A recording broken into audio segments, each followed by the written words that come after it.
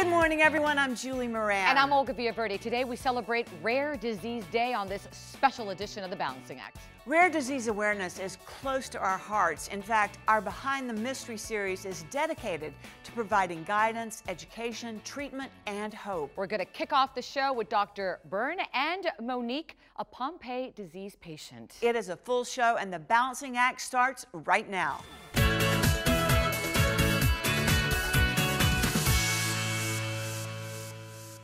Approximately 1 in 10 Americans have a rare disease. If you are struggling with one, we want you to know right now that you are not alone. And here to discuss more about the importance of rare disease awareness is Dr. Barry Byrne, director of the University of Florida Powell Center, and Monique, who has Pompe disease. Welcome to both of you. Thank you. Thank you. Doctor, let me start with you. I read here that there are over 7,000 rare diseases. Can you explain to us first what is a rare disease? Yes, in the U.S. there are about 35 million people with a rare disease, which is defined as less than 200,000 in any specific type of disease. Patients experience physical disability, emotional difficulty, and often they struggle with a delay in diagnosis because of the unusual nature of the condition. And speaking of trying to find out the underlying problem, it took you 10 years to get diagnosed. It started off very simply, actually. My first symptom was a headache.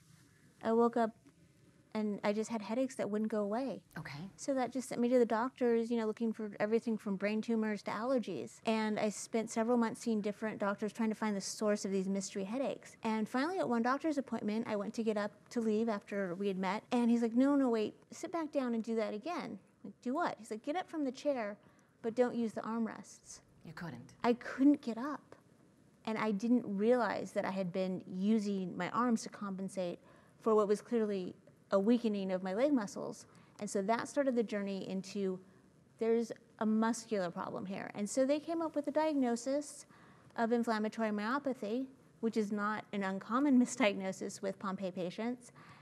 And I lived with that diagnosis for 10 years because it fit. Right. So my symptoms escalated over the years. From having trouble climbing stairs, getting up from chairs, getting up from the floor. It wasn't until it got really, really bad and I started having trouble breathing. And then I fell because of the weak muscles, which sent me down a new diagnostic path. And I saw a wonderful doctor who said, no, you do not have this inflammatory myopathy. We spent another year seeing doctor after doctor in different locations, trying to come up with a definitive diagnosis. When were you finally diagnosed? I was finally diagnosed with Pompe disease in January of 2010. Doctor, explain to us, what is Pompe disease? Pompe disease is an inherited neuromuscular disease, but it affects the muscle and the nerves that control muscle function. It leads to weakness and respiratory problems. And I think Monique has a unique story, but not uncommon among the patient population that faces a late onset disease and often mimics other conditions that can be confused with Pompe disease. What is the average age of diagnosis? We often think of the newborn infant that has severe heart problems that lead to early diagnosis because of the severity, but there are also less affected individuals who may not be identified till their third, fourth, or fifth decade of life. All this misdiagnosis, the delay of time, what does that do then to the body, to the individual, and just the progressiveness of the disease? Inactivity and weakness leads to deterioration, and the disease itself causes some progressive problems. We know that early recognition is key. So how did you feel when you were finally diagnosed and you finally know exactly what you have? Everything started to make sense once I learned more about Pompe disease. I learned that the headaches were caused by a pulmonary issue.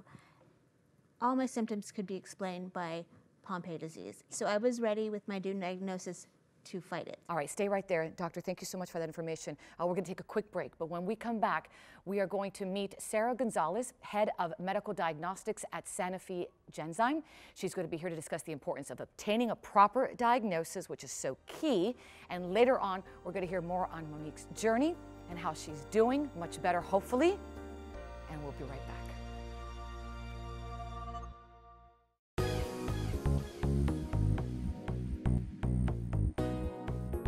Welcome back, everyone. We've been talking to Dr. Byrne, a clinician scientist whose research is focused on Pompe disease, and Monique, who has been living with Pompe disease for over a decade. We're now being joined by Sarah Gonzalez, head of medical diagnostics at Sanofi Genzyme. Welcome, Sarah. Thank you for having me. Thanks for being here. Let's talk about your role at Sanofi Genzyme.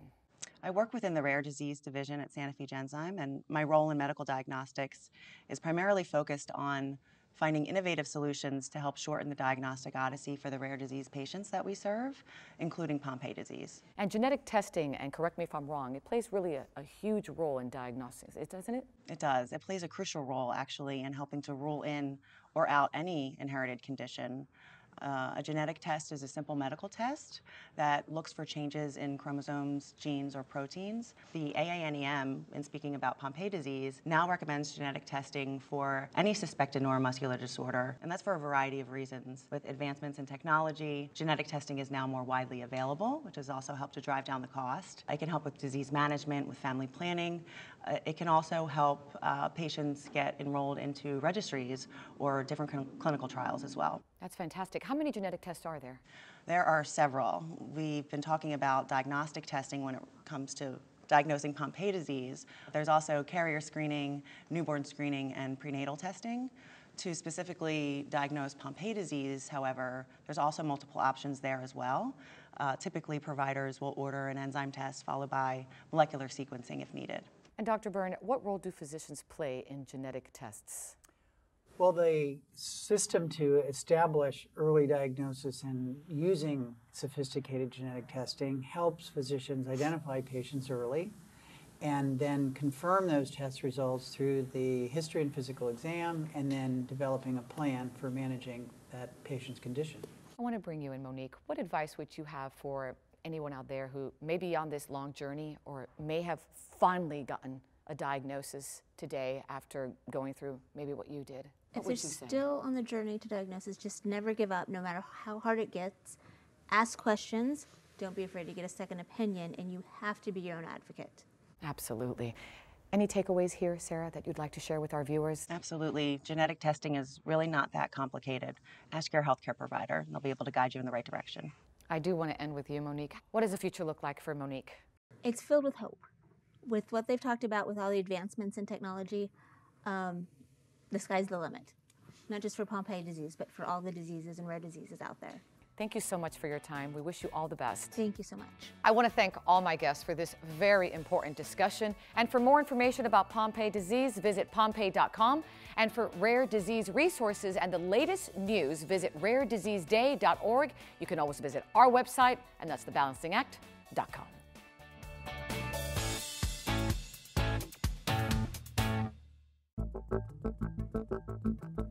As we continue our Rare Disease Day special, we're going behind the mystery of Pheochromocytoma and Paraganglioma, better known as Pheo and Para. They are rare neuroendocrine tumors that can dramatically impact survival in people of all ages. Take a look. Every year in the U.S., fewer than 8 out of every million people are diagnosed with a Pheo or Para tumor. As many as 130,000 people are living with this disease in the U.S., but that number might be much higher because the disease is likely underdiagnosed. This is a serious problem. If Pheo and Para tumors are not diagnosed and appropriately treated, the disease will likely be fatal. I would feel like I was having a panic attack, honestly the only way I could describe it. At first I just thought it was anxiety, and then it started to get to the point where it was literally making it so I couldn't stand up. I think I first started noticing symptoms when I was about 33. It really started with the tremors and sweating and heart palpitations, and then the blood pressure and the pounding headache would kind of be the last thing that would happen. You know, that would happen pretty much daily. The Balancing Act traveled to the University of Iowa Carver College of Medicine to speak with endocrinologist Dr. Joseph Dillon. He explains how the neuroendocrine system, which is made up of special cells called neuroendocrine cells, are found in almost every organ of the body. Neuroendocrine cells make hormones which control many functions in the body. While pheotumors form in the adrenal glands on top of the kidneys, paratumors form outside the adrenal glands on both sides of the spinal cord. The unique feature about neuroendocrine tumors in general and pheochromocytomas and paragangliomas in particular is the hormones that they make. Adrenaline, also called epinephrine, or noradrenaline, also called norepinephrine. They can produce these at huge excessive levels, and when they produce them at the excessive levels, the hormones get in the bloodstream and the hormones cause a variety of symptoms. Pheo and para are caused by an inherited genetic mutation more than any other cancer and can affect both men and women and people of all ages. While most people are in their 40s to 50s when they're diagnosed, the disease can affect children and the elderly. With a rare tumor like this, and with a tumor that has very unusual presentation, most often patients take a long time to get diagnosed correctly with these tumors. There are over 100 different signs and symptoms associated with pheo and para. Symptoms can come and go without warning, and not every patient will have every symptom. A common experience for patients is a pheo attack, an onslaught of symptoms that can be sudden, intense, and debilitating.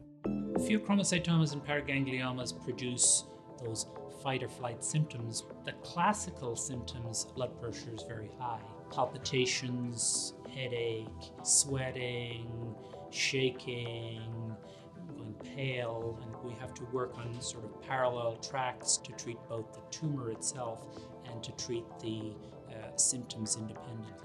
The diagnosis journey for patients is not easy and is often drawn out.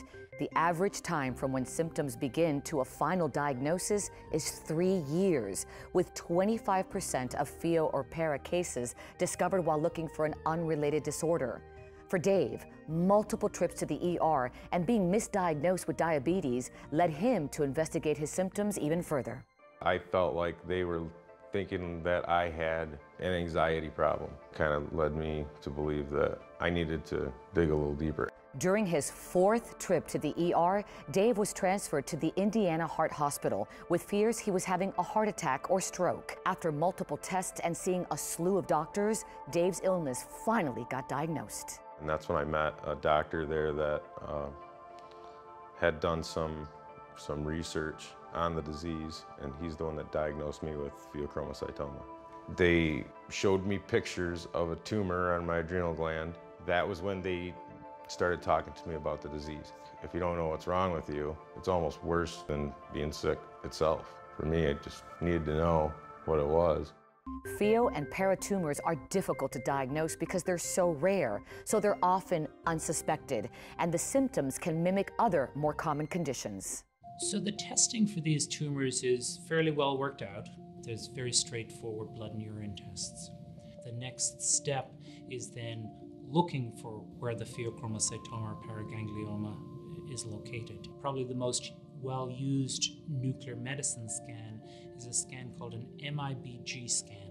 The characteristic thing about MIBG is that these pheochromocytomas and paragangliomas have a unique ability to suck up the MIBG from the bloodstream. Because MIBG is a radioactive substance, it will be seen on the screen and it will localize the tumor. On Christmas Eve, Dave had an emergency resection of his right adrenal gland 1 week after his diagnosis. I recovered fast, and I was 100% fine after that. I had no more symptoms at all of the disease.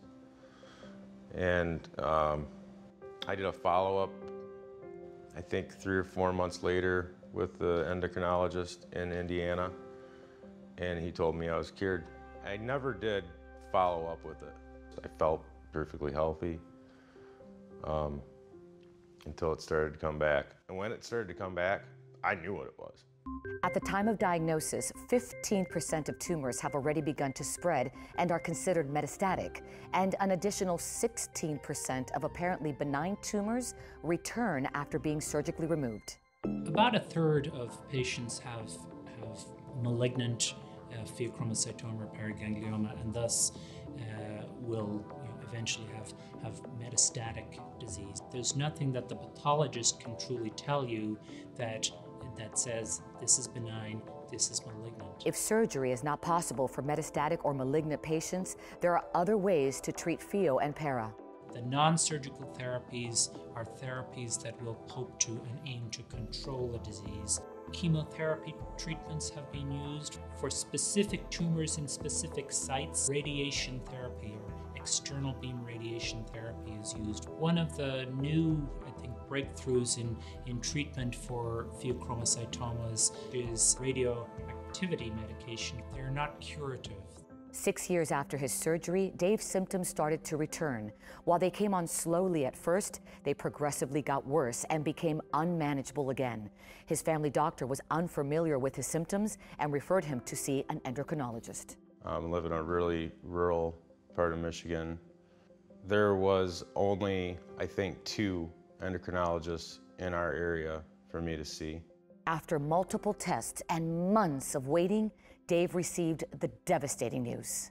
They discovered that now I not only had 1 tumor, I had 4, and that had metastasized to other places. Surgeons didn't feel like they could do a successful resection on me because of the location of the tumors. There is a real importance for a long-term follow-up. It's because these things can recur. A patient should expect to see multiple different specialists, which consists of the surgeon, endocrinologist, medical oncologist, maybe nuclear medicine doctor, radiation oncologist, who will decide what's the next best thing for this patient with a condition that has symptoms which are as broad or sometimes as vague as Pheochromocytoma and Paraganglioma. It's truly important for the patient to be their own best advocate. It's very important to have patient advocacy groups that will try and get exposure for the importance of Pheochromocytoma and Paraganglioma patients and what they deal with. Like many rare disease patients, Dave is managing his symptoms while also trying to find answers on how to live with this disease. You have to keep fighting towards the outcome, which is getting a diagnosis from somebody. So if you can't seem to convince one doctor, you just have to go to another doctor. If there isn't awareness, there will be no progress. For more information about pheochromocytoma and paraganglioma, visit knowpheopara.health, netrf.org, or pheopara.org. You can also visit our website, thebalancingact.com.